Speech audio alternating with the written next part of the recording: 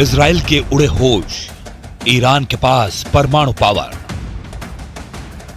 भले ही Hamas chief Haniyeh को मारकर इजराइल ने हमास की कमर तोड़ दी हो, भले ही हिजबुल्लाह के टॉप कमांडर फऊद शुकर को मारकर इजराइल ने अपनी लड़ाकू क्षमता साबित कर दी हो, लेकिन अब इजराइल का पाला ईरान से पड़ा है, जिसने इस बार ईरान पर ऐसा पलटवार करने का वॉर प्लान तैयार किया है कि इजराइल और अमेरिका के होश फाख्ता हो गए हैं। इजरायली मीडिया में दावा किया गया है कि रूस के राष्ट्रपति पुतिन ईरान के साथ चट्टान बनकर खड़े हो गए हैं और पुतिन ने ईरान को जंग करने के लिए परमाणु क्षमता वाली मिसाइलें भेज दी हैं। खबर है कि रूस ने अपने लड़ाकू परिवहन विमान से दर्जनों परमाणु क्षमता वाली मिसाइलें तेहरान पहुंचा दी हैं।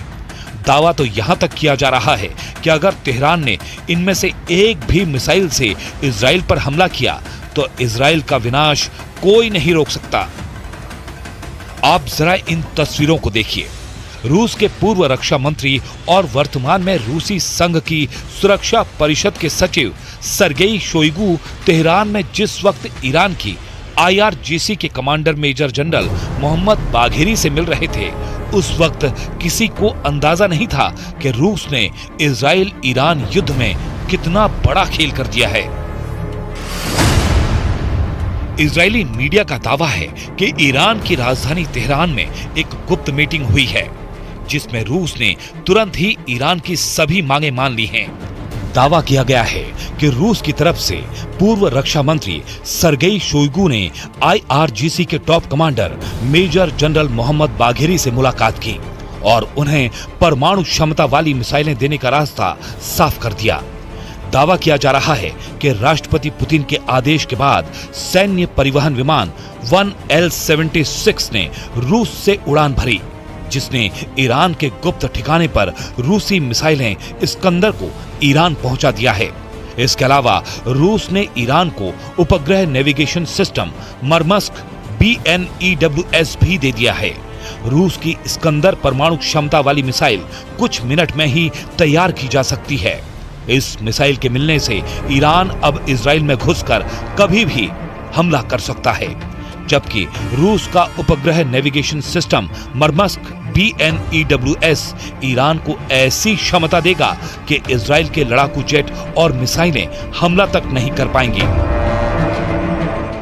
We are looking on this Iranian network that put a deadly explosive inside Israel, and we will act against the Iranian terror wherever it is.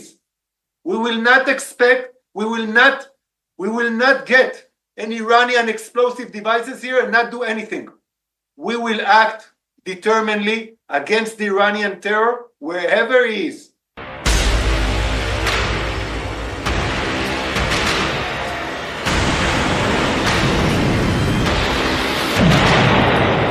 अब सवाल उठता है कि रूस ने इतना बड़ा जोखिम लेकर ईरान को परमाणु क्षमता वाली मिसाइलें क्यों दे दी?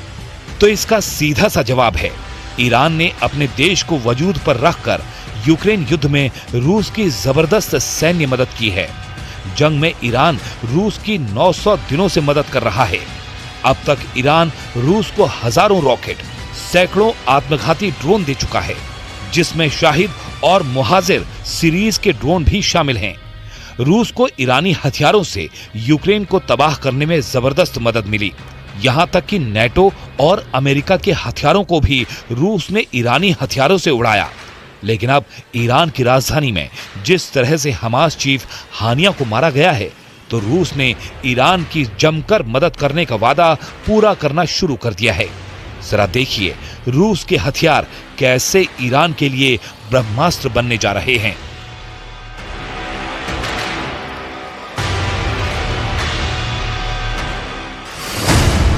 इजराइल के उड़े होश, ईरान के पास परमाणु पावर।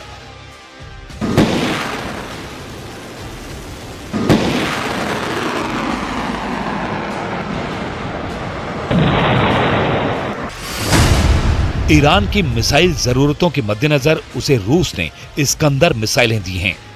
ईरान को इजराइल तक पहुंचने के लिए लगभग 1200 किलोमीटर की मारक क्षमता वाली मिसाइलों की आवश्यकता है। जबकि इस्कंदर सिस्टम की मारक क्षमता 500 किलोमीटर तक है। लेकिन रूस ने ईरान को जो इस्कंदर मिसाइल दी हैं, वो लेटेस्ट वर्जन की हैं। इजरायली मीडिया के मुताबिक रूस ने ईरान को 1500 किलोमीटर तक हमला करने वाली R-500 क्रूज मिसाइलों के साथ इस्कंदर के सिस्टम दिया है, जो ईरान को जबरदस्त मिसाइल पावर दे रहा है। इस्कंदर के लंबी दूरी तक मार करने वाली परमाणु क्षमता वाली मिसाइल है। इसके अलावा रूस का मरमस्क BN सिस्टम ईरान को दिया गया है। इजरायली विदेश मंत्री कार्ज का साफ कहना है कि ईरान इजराइल पर बहुत बड़े हमले का प्लान बना चुका है, यानी ईरान अब रूसी मिसाइलों से इजराइल पर हमला करने जा रहा है।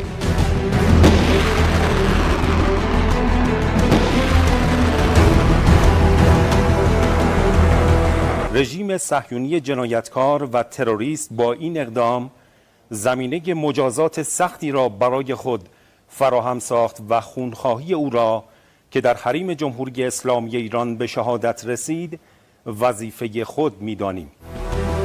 अब आप ये भी जान लीजिए कि क्यों ईरान को रूसी हथियारों की जरूरत पड़ रही है।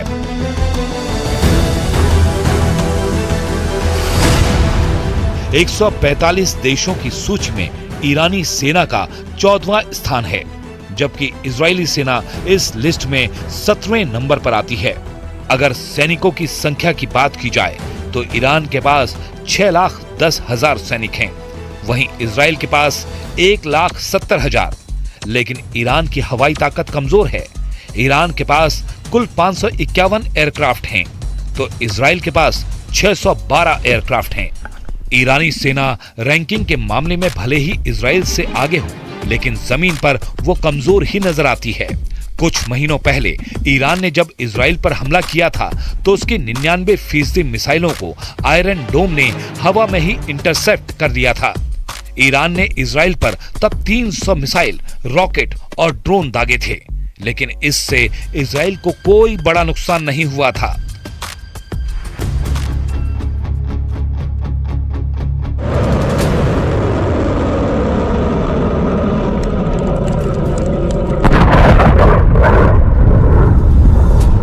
अब ऐसी हालत में पुतिन ने जिस तरह से ईरान का साथ देने का ऐलान कर दिया है, उससे अमेरिका और इजराइल को जबरदस्त झटका लगा है, क्योंकि खबर यह भी है कि ईरान अपने दम पर परमाणु हमला करने की क्षमता हासिल कर चुका है।